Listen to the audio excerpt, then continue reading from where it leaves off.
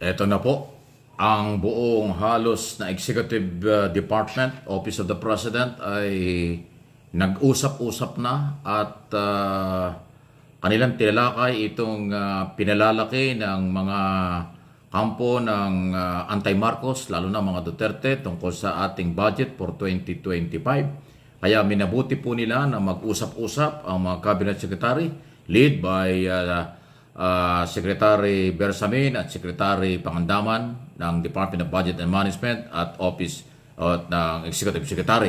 At kanilang ipinapaliwanag ito nga hong tungkol sa budget at napakahalaga po nito dahil nakasalalay dito ang ekonomiya at seguridad ng ating bansa.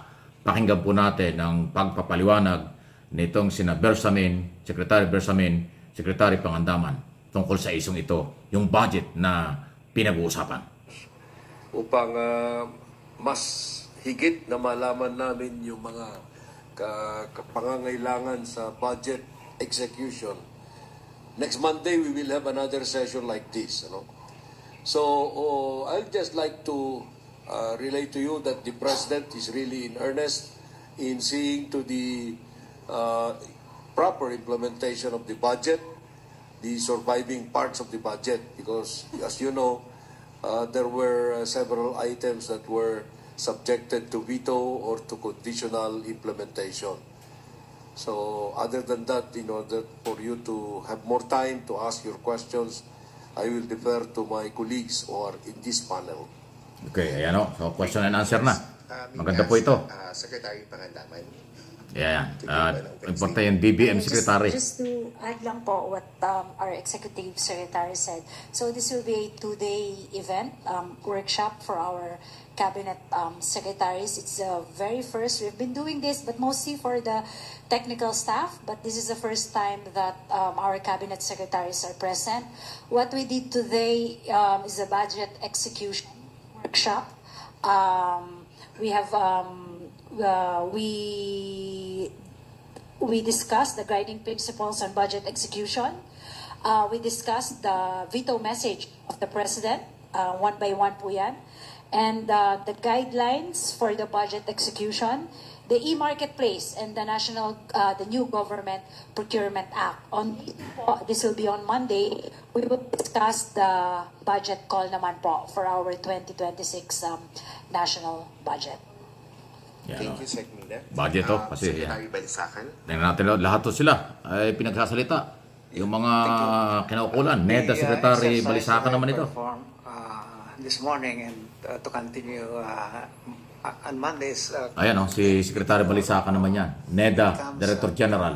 On the back of a Pakinggan natin po. that we made to the Cabinet and to the President yesterday on the performance of the Philippine economy last year. And we took stock of those the lessons learned from that experience, and we are building that in the fiscal programming for this year, so the exercise that we are doing today in relation to the budget process is critical to ensuring that our economic momentum is continued. The socio-economic transformation that we want to achieve will be achieved and help us achieve all the indicators. I-forward natin dahil yung mga ibang issue rito. Aga po. Secretary Amina, pakilinaw lang po yung naging Question and answer pahayag na. ni Representative Ungab na merong mga blank items doon sa direct na ng tanong. report. Sino po yung BBM nag-take Secretary itong mga Amina blanks Pangandaman, na ito yung tinatanong. bago siya na submit bilang endorsed bill? Yung kayo na rin po nagsabi, it's the BICAM report po.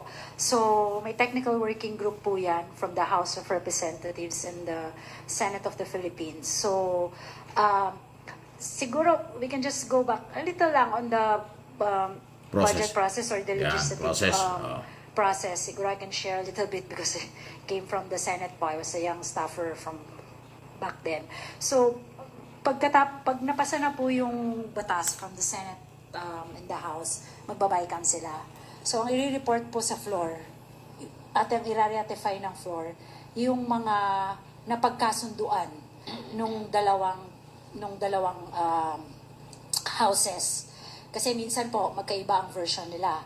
So ang i-report po nung chairman ng appropriation at saka chairman ng finance na ipapasa nung dalawa yung agreements nila doon sa mga provisions ng pinasa nilang bill. So yun po yung BICAM.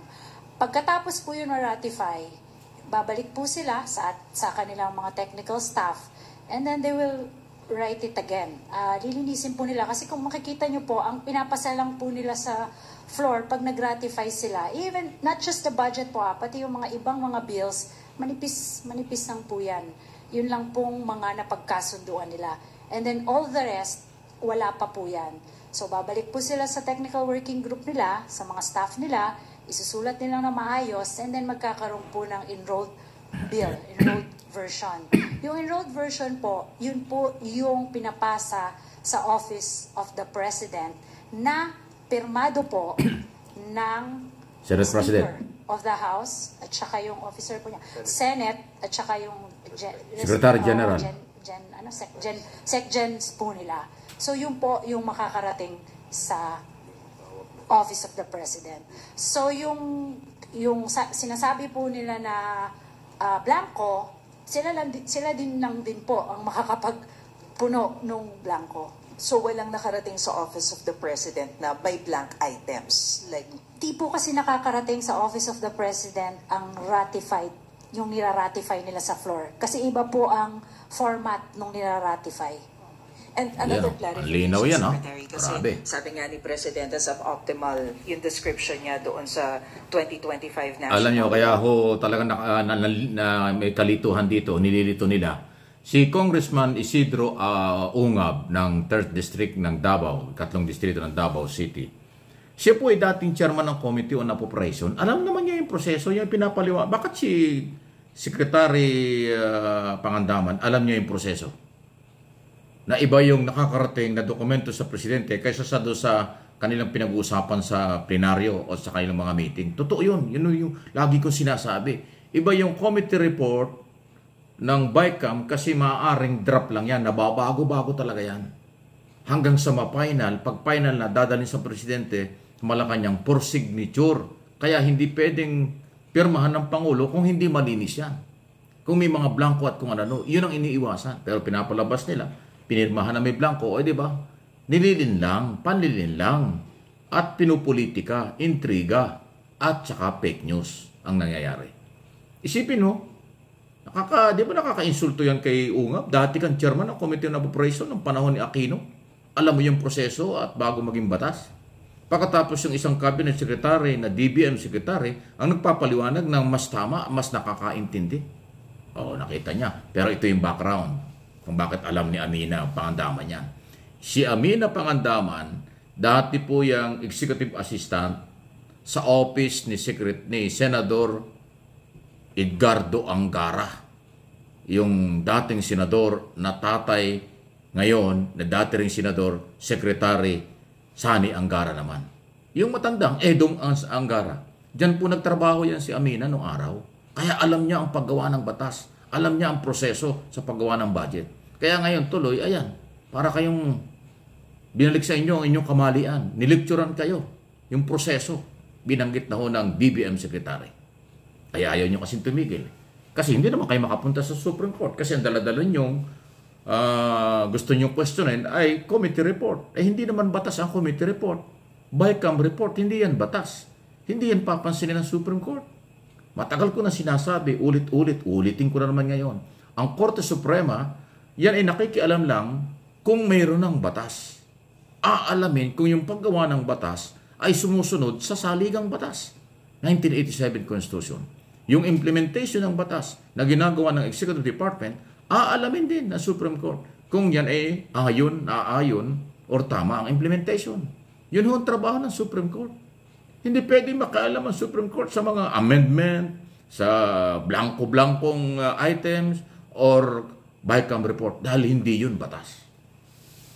Di ba? Nakakaintindihan na. Kahit inuulit ko, hindi ako magsasawa.